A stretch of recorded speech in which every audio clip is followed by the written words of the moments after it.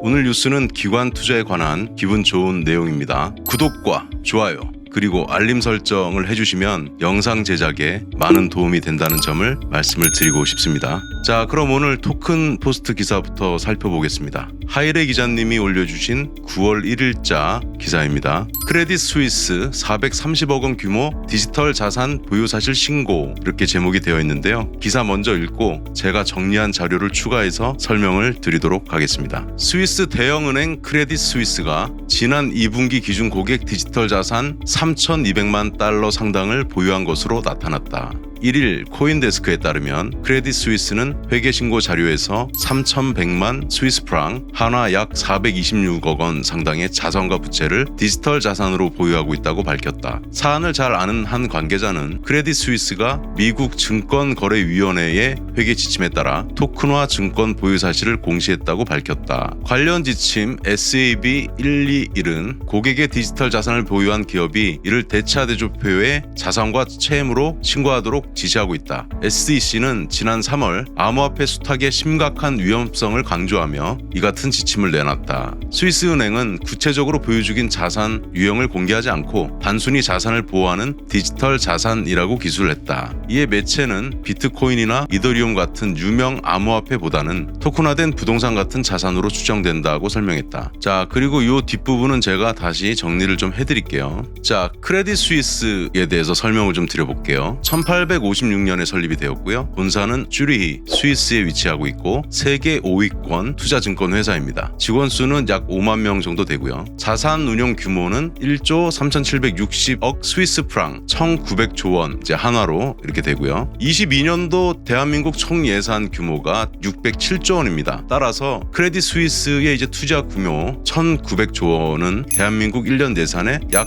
3배 가량이 된다. 자, 뉴스에 나와 있는 것을 보시게 되면 3,100만 스위스 프랑 426억 원 정도 상당의 디지털 자산을 보유하고 있는 것으로 나타났다. 2022년 2분기 기준이었죠. 그런데 비트코인이나 이더리움 같은 암호화폐보다는 토큰화된 부동산 같은 자산으로 추정이 된다. 왜냐하면 이제 크레딧 스위스에서 명확하게 우리가 어떤 거를 갖고 있어 라고 밝히지를 않았기 때문이고요. 아까 제가 말씀드린 SAB 121의 이제 규정에 따르면 디지털 자산을 보유하고 있으면 투자사들이 공개하도록 이제 되어 있긴 한데 지금 세부적인 사항을 공개를 안 해도 아직은 괜찮은 모양입니다. 그래서 앞으로는 아마 그 내역들도 밝히는 게 명문화되지 않을까, 이 부분은 좀 나중에 우리가 좀 살펴볼 필요가 있겠고요. 그리고 참고로 지난번에 제가 말씀드린 조금 변동은 있을 수 있겠지만 비트코인 시가총액은 약 605조 원 정도 된다. 여기 이제 크레딧 스위스에 들어가서 이제 살펴보면 쭈리히, 스위스, 스위tzerland 이렇게 써 있죠. 그리고 이제 실적이 어느 정도 되는가 제가 궁금해서 좀 자료를 찾아봤는데 애뉴얼 리포트 2021 그 자료를 찾아보니 다음과 같이 나와 있었습니다. Net Revenues, 순 매출을 의미하는 거고요. 2021년도 매출이 22,696백만 스위스 프랑입니다. 그러면 이 크레딧 스위스의 2021년도 매출 규모가 약 31조 원 정도 된다. 그리고 아까 서두에 말씀드린 대로 크레딧 스위스의 투자 규모는 이제 환율이 좀 더 올랐기 때문에 1,900조 원 정도 된다. 대한민국 1년 예산의 약 3.1배 정도 된다고 말씀을 드렸고요. 자, 기사로 이제 다시 돌아와 보면요. 이 마지막 부분이 또 중요한 부분이 있거든요. 또한 지침은 자산 특성을 명확히 공개할 것을 요구를 하고 있는데 크레딧 스위스는 금액만 공개해서 혼란을 주고 있다고 지적하기도 했다. 최근 약세장에도 전통 금융기관의 암호화폐 부문 진출은 계속되고 있는데 뉴욕 멜론은행, 골드만삭스, 스테이트 스트리트 등이 암호화폐 수탁 사업을 진행 중이다. 그리고 이제 여기 보시면은 40조 달러 규모의 스테이트 스트리트 은행은 비트코인, 이더리움 등 주요 암호화폐 수탁 서비스, 내년에는 2023년에 토큰화 사업을 진행하겠다고 밝혔는데 우리가 이런 기사들을 보면 40조 달러가 뭐 얼마나 되는 거야? 일일이 여러분들이 찾아보질 않으실 거기 때문에 제가 준비했습니다. 자,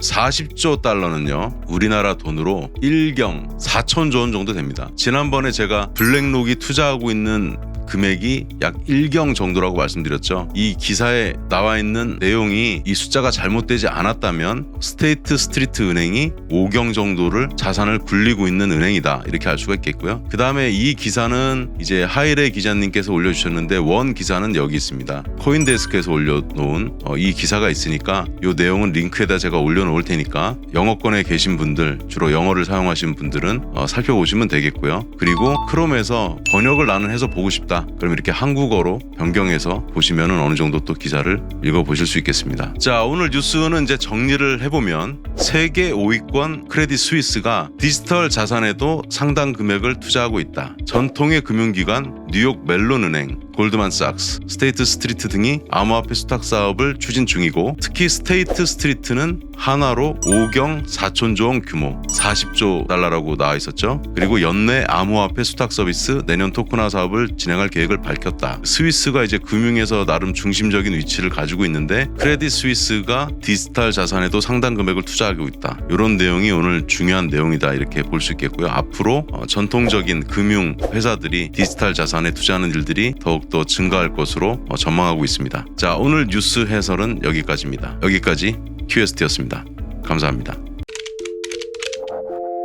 오늘 뉴스는 전문적인 보고서에 관한 뉴스인데요. 전 세계 부유층이 디지털 자산에 얼마나 투자하고 있는가에 관한 매우 중요한 내용이니 끝까지 시청해 주시면 좋겠습니다. 코인코드 코코님이 올려주신 기사이고 9월 2일자로 올려주셨습니다. 캡제미니라는 컨설팅 업체를 간략하게 소개한 후에 캡제미니 리포트를 기반으로 제가 정리한 파워포인트를 통해서 바로 설명을 드리도록 하겠습니다. 캡제미니라는 이제 회사는 컨설팅 업체가 되겠고요. 오늘 제가 이제 설명드리는 내용이 이 보고서를 기준으로 설명을 드린다, 이렇게 말씀을 드릴 수 있겠고요. 캡제미니's World Wealth Report WWR 이렇게 되어 있죠. 캡제미니 본사가 어디 있느냐 이렇게 한번 찾아보니까 뉴욕에 있어요. 요 엠파이어 스테이트 빌딩에서 한 1.5km니까 한 20분 정도 도보로 걸어올 수 있는 거리에 위치하고 있다, 이렇게 보시면 되겠습니다. 자, 그러면 파워포인트로 넘어가서 설명을 이어나가 보겠습니다. 부유층 디지털 자산 보유 현황 분석, An Analysis on the Status of Digital Assets in the Wealthy, 이렇게 되어 있습니다. 제 닉네임은 QST고요. QST77의 대표이기도 합니다. 자, 이 레포트 표지가 좌측에 나와 있는 내용인데요. 월드 레포트 시리즈 Wealth Management 2022 이렇게 되어 있고, 요 위에 이제 캡제미니 이렇게 표시가 되어 있죠. 부의 리포트 시리즈, 부의 관리 2022년, 의뢰인을 자산 관리의 중심에 두는 고객 우선 전략, 이렇게 리포트 제목이 되어 있습니다. 먼저 HNWI의 정의를 이제 보실 필요가 있겠는데요. High Net Worth Individual, 그래서 우리말로는 개인 고객 순자산가로 번역할 수 있겠고요. 캡제미니는 부유층 HNWI High Net Worth Individual을 거주용 부동산, 수집품, 소비재, 내구 소비재를 제외하고 100만 달러 이상의 투자 가능 자산을 소유한 자로 정의하고 있습니다. 100만 달러면은 지금 환율이 이제 1,400원 조금 안 되니까 13억 한 6천만 원 이 정도로 설명드릴 수 있겠네요. 자, 아까 보여드렸던 페이지를 제가 갖고 온 것이고요. 이 2022년 6월 14일 파리에서 이제 발간이 된 보고서가 되겠고, 캡제미니의 세계 부 보고서, 세계 부에 관한 보고서다, 이런 말이고요. 일단 2021년에 세계 부유층의 인구는 7.8%, 그리고 전체 부는 8% 정도 증가했다, 이렇게 보고서의 내용이 나와 있습니다. 자, 이 내용은 좀 중요하기 때문에 제가 원문을 조금 읽어드리도록 할게요. Our HNWI survey revealed that 71% of HNWIs globally have invested in digital assets, and 91% of HNWIs younger than 40 have investments in digital assets. Furthermore, they say cryptocurrencies are their favorite digital asset investment.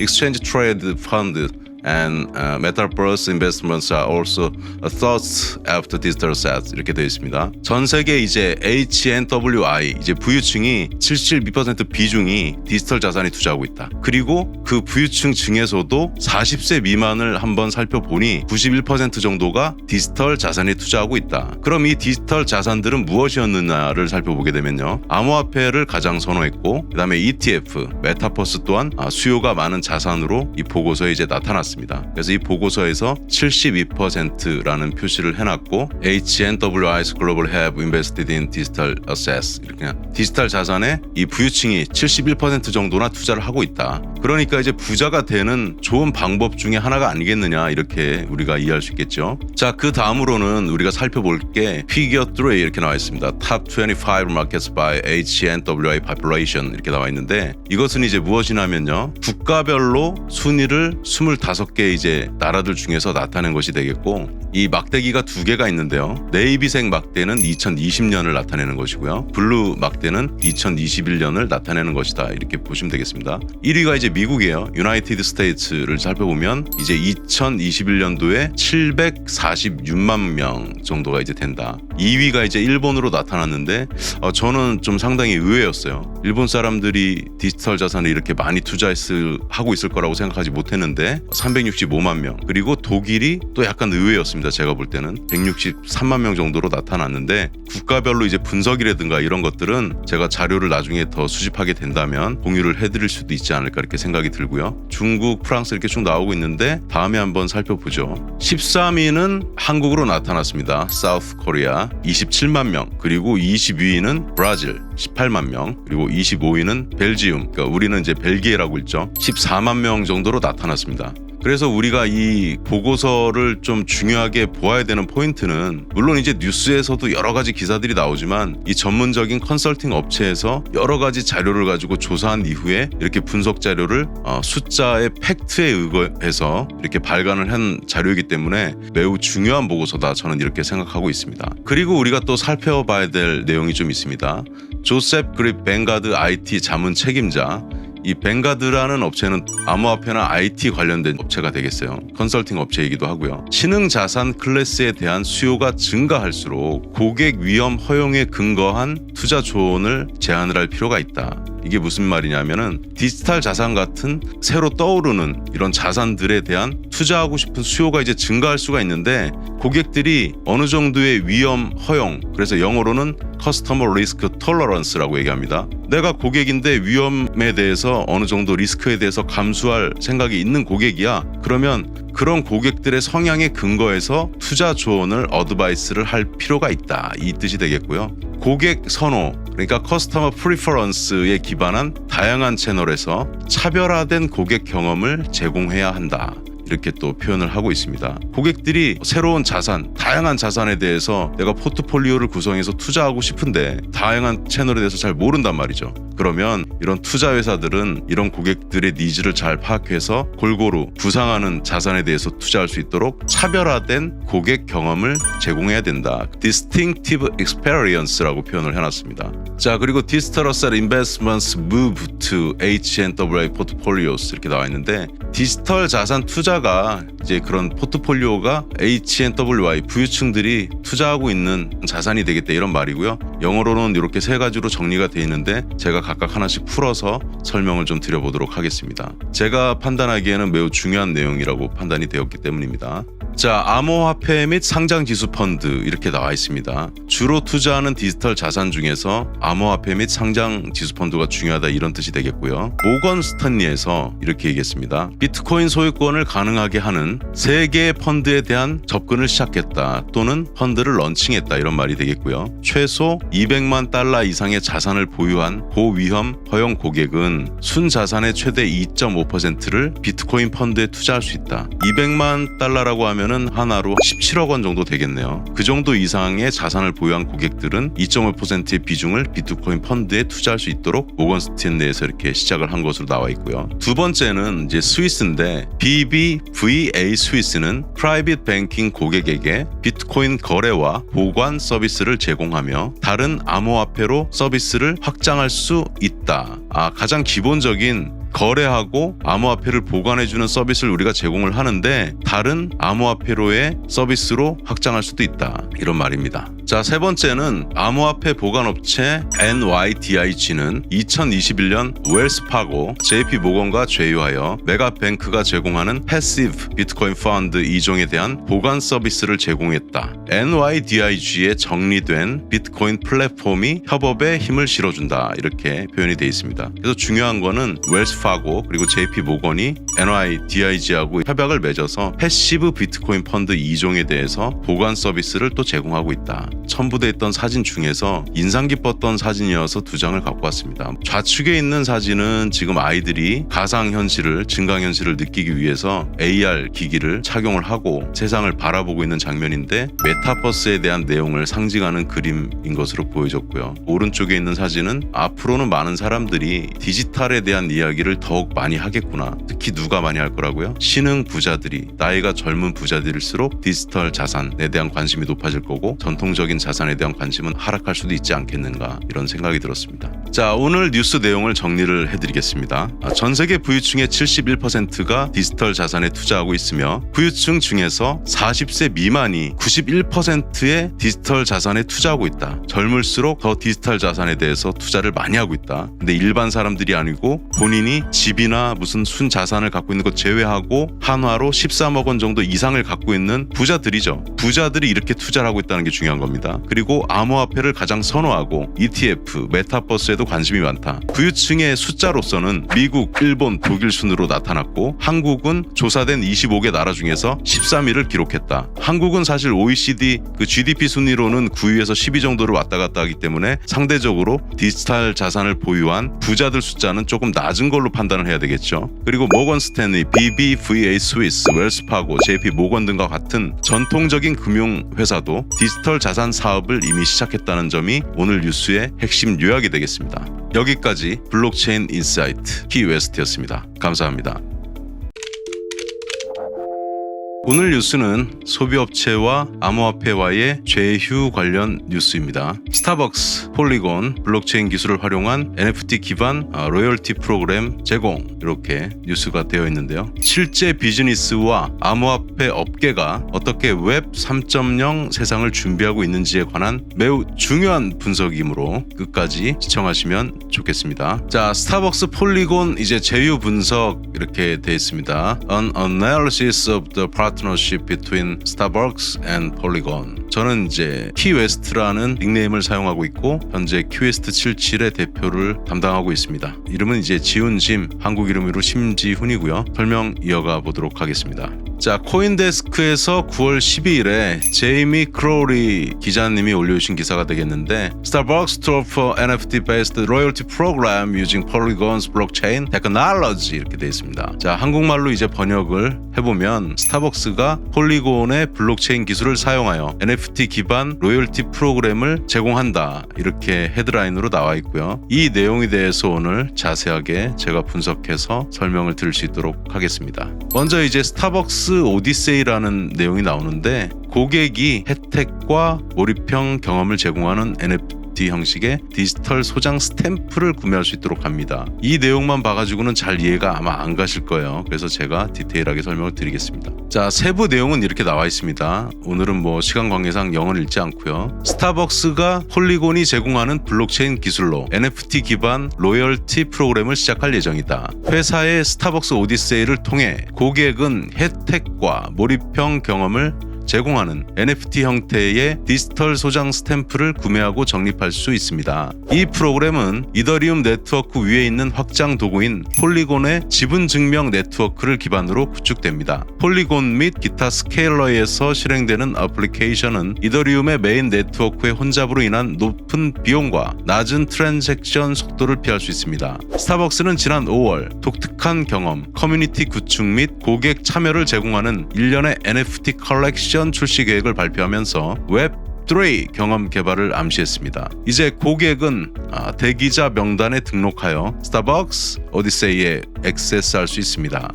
이렇게 나와 있고요. 자, 요약하면 다음과 같죠. 자, 스타벅스 오디세이라는 것은 미국 회원들에게 디지털 수집 가능 스탬프를 적립하거나 구매할 수 있는 기능을 이제 NFT를 기반해서 제공할 것이라고 발표한 것이고, 스타벅스 오디세이라는 이름의 각 디지털 스탬프는 블록체인에서 검증된 고유 소유권을 갖고 있고 희귀도에 따른 포인트 가치도 갖는다. 자, 여기까지 들으시니까 조금 이해가 될 것 같기도 하죠. 자, 여기서 이제 브래디 브루어 Chief Marketing Officer at Starbucks, 스타벅스의 그 마케팅을 총괄하고 있는 브래디 브루어의 이야기를 한번 들어보겠습니다. 그것은 우연히 블록체인과 웹3 기술에 의해 구축이 되지만 고객은 솔직히 말하면 그들이 하고 있는 것이 블록체인 기술과 상호작용하고 있다는 것조차 모를 수 있다. 그것은 단지 조력자입니다. 영어로는 이제 enabler라고 표현하는데, 보통 이제 enabler라는 이제 단어가 갖는 뜻은 뭔가가 잘 될 수 있도록 도와준다. 이렇게 조금 더 살을 붙이면 좀 촉진한다. 그런데 이제 enabler보다 조금 더 강한 표현이 이제 catalyst라고 촉매 역할, 촉진한다는 뜻이 되는데, 조력자가 그거보다는 조금 약한 듯한 느낌은 있지만 하여튼 굴러가게 해준다 이런 뜻입니다.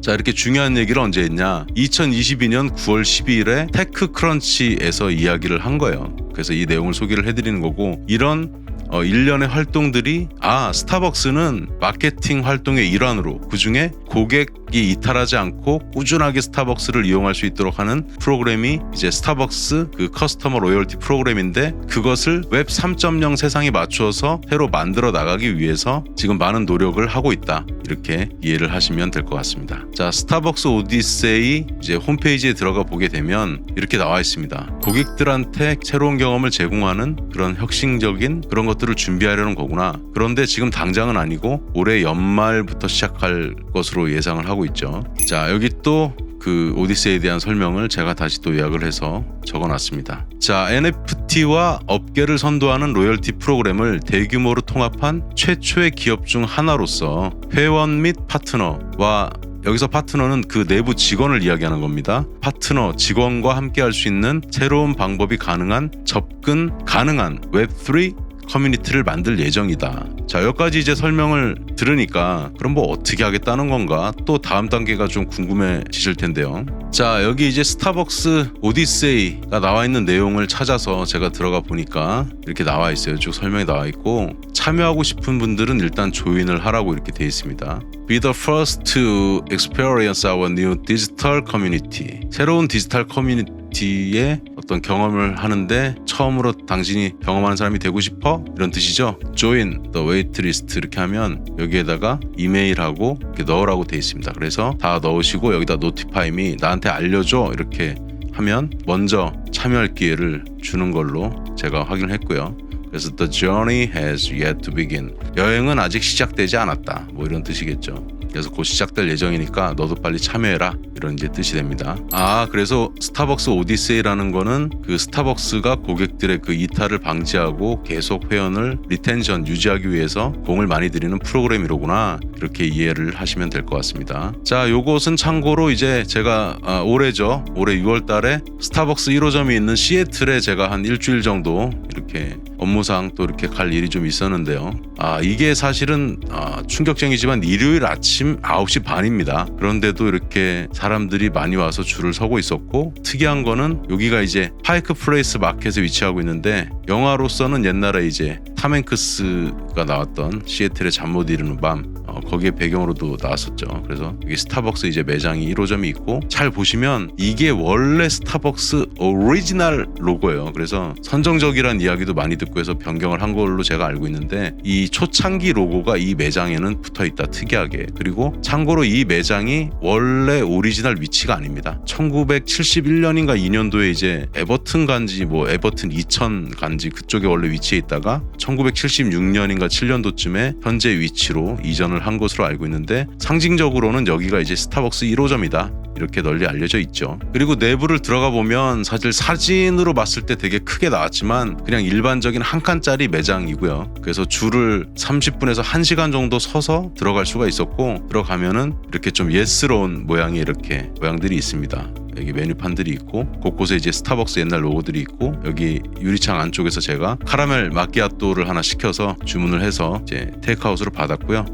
사실은 맛이 뭐 그다지 특별하다거나 뭐 그런 것까지는 아니었지만 스타벅스 1호점에서 맛을 봤다. 그것에 이제 좀 의미를 둘 수 있을 것 같습니다. 그리고 텀블러를 제가 한 5개 정도를 사왔는데 그 텀블러 안에도 로고가 이 예전 로고가 들어가 있습니다. 그러면 스타벅스가 자꾸 웹 3.0 그 CMO도 아까 웹 3.0 얘기를 하고 그럼 도대체 웹 3.0이 뭐냐? 사람들이 웹 3.0에 대해서 다양한 정의를 내리고 있는데 저는 사실 지금 보여드릴 정의가 가장 오히려 잘 돼 있다고 생각하거든요. 웹 2.0 같은 경우는 우리가 참여하거나 공유하거나 개방하는 게 특징이고 지금의 SNS 같은 걸 좀 떠올리시면 좋을 것 같고 네티즌이라고 할 수 있죠. 적극 참여를 해서 정보를 올리고 공유하고 뭐 이런 사회적인 연결성을 중요시하고 이게 웹 2.0이라고 보시면 됩니다. 그러면 웹 3.0은 도대체 뭐냐?